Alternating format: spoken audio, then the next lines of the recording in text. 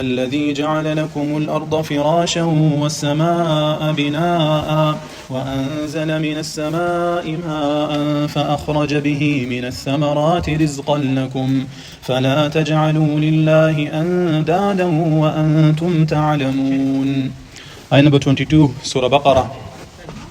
As we said, this section has started from ayah number 21, where it talks about Tawheed, being true to Allah subhanahu wa ta'ala in His oneness. And in here is basically talking about worshipping Allah subhanahu wa ta'ala alone.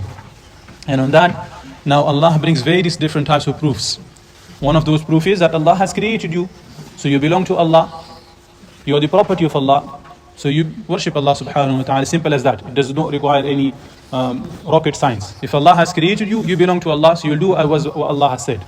Then thereafter, Allah tells you the favors that He has done on everyone. Number one, الَّذِي جَعَلَ لَكُمُ الْأَرْضَ فِرَاشًا وَالسَّمَاءَ بِنَاءً. Two things in here. He has created the earth for you like a bed. Firasha is called a bed basically. He has laid it out for you. It's smooth. You do not sink in it. It's no pointy. So if you step on it, it's going to go in your feet. It's not troublesome. It's not boiling hot like some of the planets that's out there. Yeah, if you were to walk in it, it will melt everything. It's not like that. So Allah has made it a livable planet for you. And on top of that, He has created the sky for you like a roof.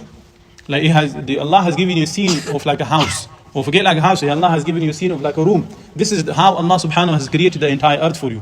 I'm not sure how we can link to it, but if those people who live in desert, or those people who explore these isolated areas, what they can do is that wherever they are going, nighttime, daytime, whatever it is, if they get tired, just lay down. That's it, like a room. Everything Allah has created in this fashion. This is all for us. This is in favor of Allah subhanahu wa ta'ala. And the use of ja'ala is that Allah has done it for us. And then you see the lakum for you.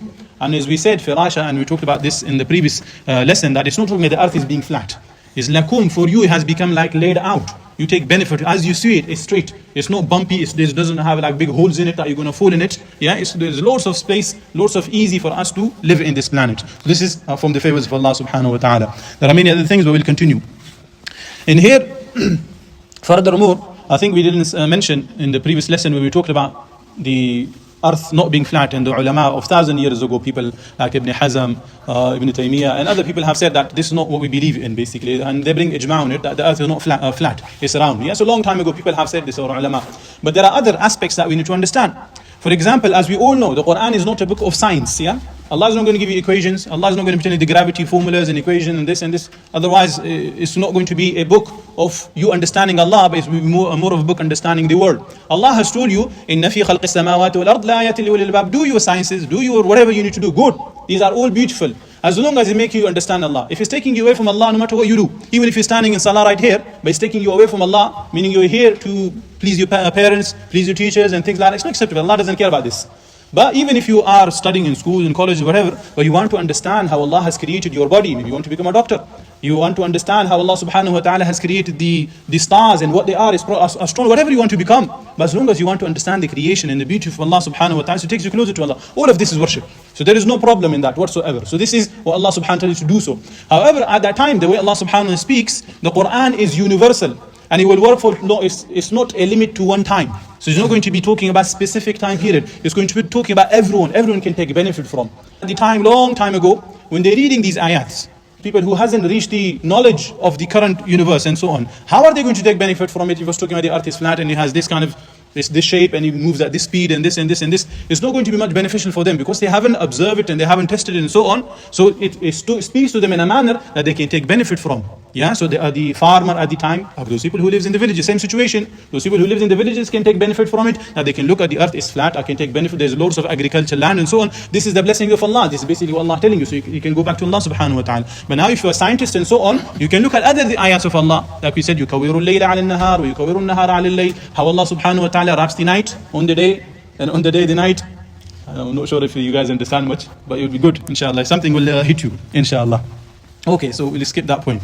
Let's go further. So Allah subhanahu wa ta'ala says, وَأَنزَلَ مِنَ السَّمَاءِ مَاءً. This is another blessing of Allah subhanahu wa ta'ala, that from sky, it says sky, yeah? وَأَنزَلَ مِنَ السَّمَاءِ مَاءً. From the sky, Allah subhanahu wa ta'ala has sent the rain. And we know it doesn't come from the sky, yeah? So why is it saying sky?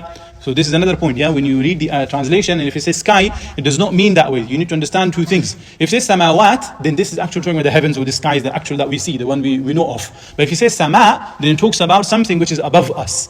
The thing which is above and that gives shade. This is basically the description of something which is above. So this roof over our head is sama. Yeah, or anything above that is sama. The clouds are sama. And Allah has said in different places that Allah brings water from the midst of the cloud. So the cloud has been used in different places. But in here, that's the point, yeah? That it's not talking about the actual sky, it talks about something that is above us, and Allah brings down rain from there. So this is another one, the water cycle.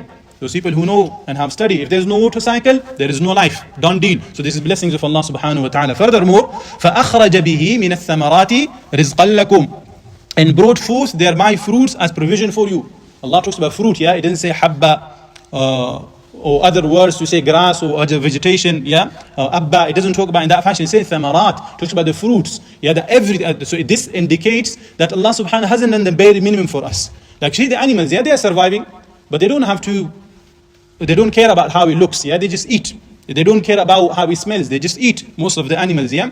But Allah subhanahu, from the blessings of Allah, is that He has given us different amazing colors that we take benefit from. Even just looking at the fruit tree, it gives us this benefit. This is from the blessings of Allah. Then the nice smell of it is another blessing. The taste of it is another blessing. So it's not the bare minimum. Allah has given us everything from the need to basically luxury. Everything Allah has provided for us that we take benefit from. So if Allah has done all of this for us, what should it result in? Is the next part.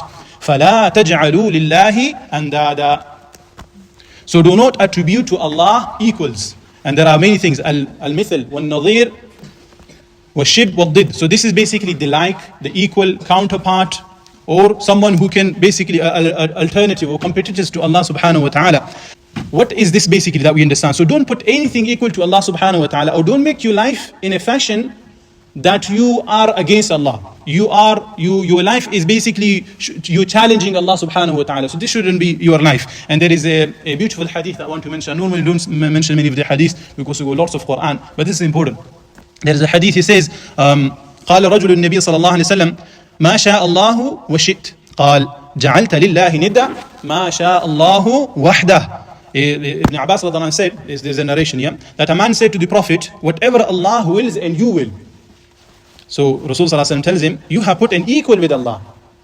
What should you say? Basically, it is what Allah alone wills. So even when we say, MashaAllah, and the guy said, MashaAllah wa shit, meaning whatever Allah wills and you will. So Rasul is telling him, no, you can't say that. Only MashaAllahu wahdah. Only Allah, what Allah subhanahu wa ta'ala wills. Meaning those people who call upon Rasul or call upon everyone, Ya Rasulullah madad, or Ya Ali madad, or Ya this madad, or that madad, and they have written it down on their mosque and so on. This is all wrong. It's not allowed whatsoever.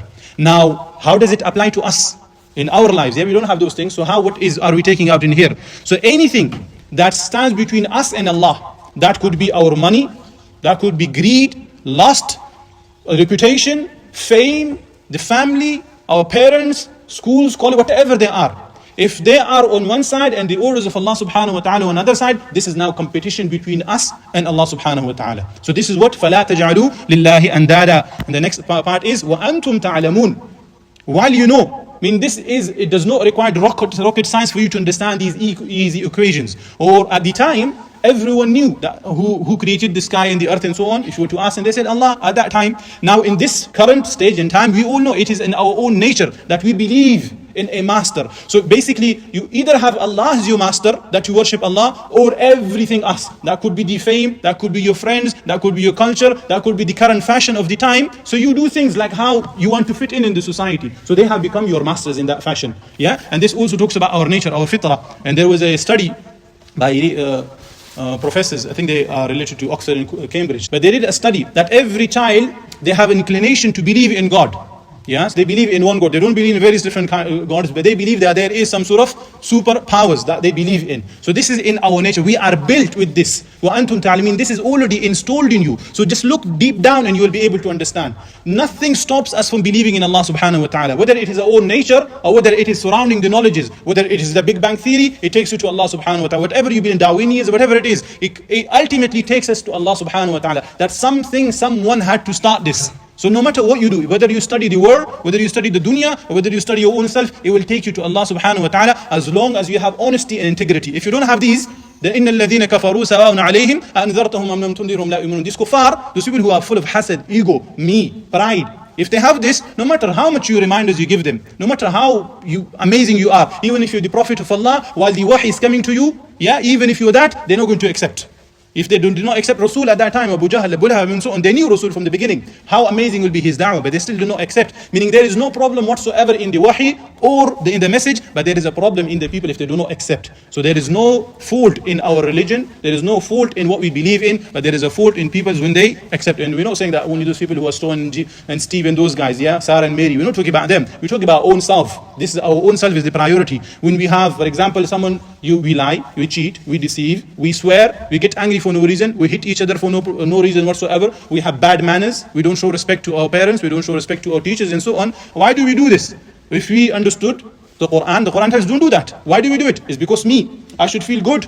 Yeah, this is basically you have taken yourself against Allah subhanahu as a nid, as a competitor. Like Allah says in a different place, أَفَرَأَيْتَ مَنِ اتَّخَذَ إِلَهَهُ هَوَاهُ. Have you seen to this, meaning the one who takes his own self as ilah, as a god against Allah subhanahu wa ta'ala. So this is where we are. So we don't have to look anywhere else. The Quran tells us to look within ourselves. As we have said previously, the Quran is like a mirror. We see our own faults in it first, then we give it to other people. So may Allah make us from those who understand and who implement Quran in our lives. Allahu a'lam.